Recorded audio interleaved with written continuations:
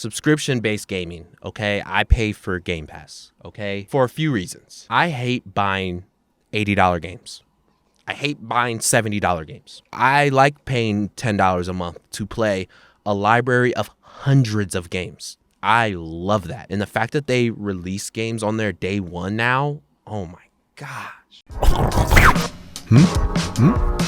Subscribe.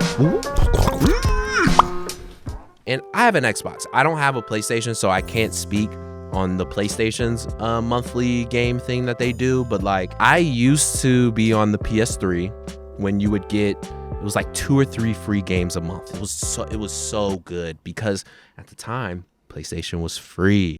You didn't have to pay to be online on there. So they would give you a free game here and there. Like that was fire. Xbox took it to that next level of you could play this game when it releases or a few weeks after it releases just by paying $10 a month. Yeah, I was sold immediately. And you know, the conversation that comes up now is, you know, you don't own the games. And my reply to that is I personally have lost that want.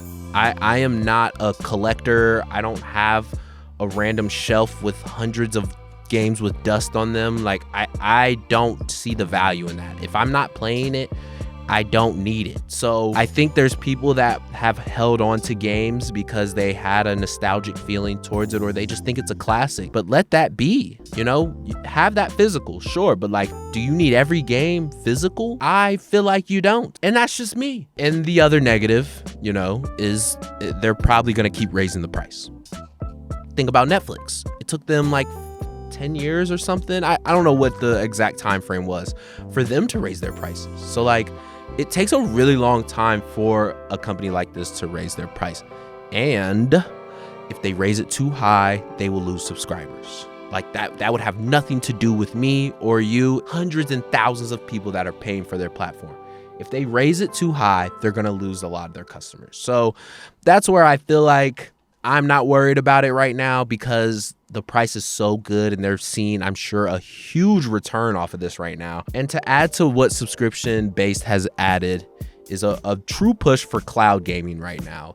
If you don't have good internet, cloud gaming is not the best. But I see the potential in it because of not having to download something and not having to use your hard drive space, and you can play it on multiple devices. Like, I see the potential of cloud gaming. It's just so early right now. Like, I have never had a good cloud gaming experience. So like, are people using it? I don't know. I'm not using it, but like, I see the advantage of like, I'm playing on my Xbox. Okay, I'm gonna port it to my phone. Okay, I'm at my cousin's house. Hey, let me sign into my account real quick so I can, you know, play my game.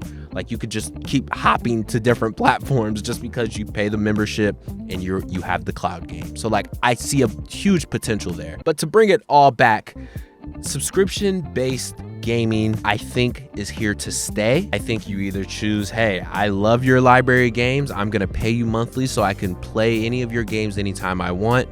Once I lose that value, I can cancel my subscription. You know, Xbox could definitely level it up by saying, you know, download, you keep. That's similar to what PlayStation did. Like I said, you didn't have to pay back then, but like, if it was a free game, it was a free game. It didn't matter if it was free 3 months from now. Like, if you downloaded it when they said it was free, you have it forever. It's on your account. It's like you purchased it.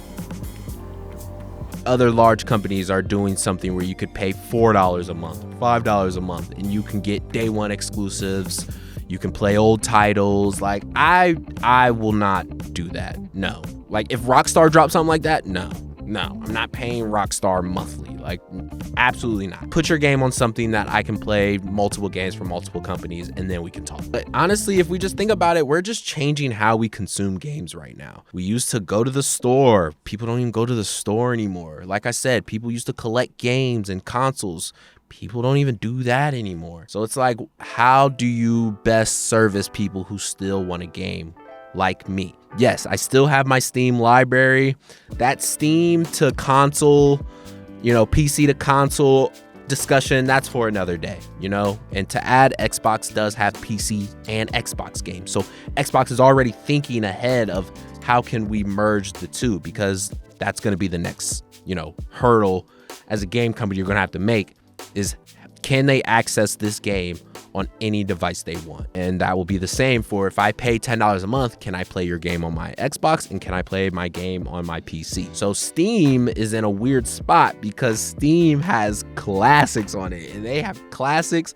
Not only do they have classics, they have exclusives. They have companies that only sell their game on Steam. Good thing for Steam. And if Steam can work together some sort of $8 a month, $9 a month, and you got access to hundreds and thousands of games whenever you want, they might be onto something. But it would be hard to constantly say what game goes in there, how much each game gets paid, because I don't know how that works on the other side of subscription games. Like, if I put my game on Xbox Game Pass, do I get paid for how many times people play it, download it, impressions? Like, what am I paying for to get my game on there? Because I'm assuming the company has to pay Xbox to put it on there, and then maybe there's some kickback. I don't know. I hope someone who sees this can answer that, because that would be actually really cool to know. Because I mean, that could go into the conversation of what Steam does next, because maybe they just have a better, way that you could make money by putting your game in their Game Pass system. I don't know. How we consume games as gamers, it's changing rapidly right now. I've only been on Game Pass for about 2 years, I think, and I love it. I will pay for it for another year. So we'll see what happens in that other year. It's Malik Childish. This is the MC Show. Let me know your thoughts in the comments. I will catch you on the next one.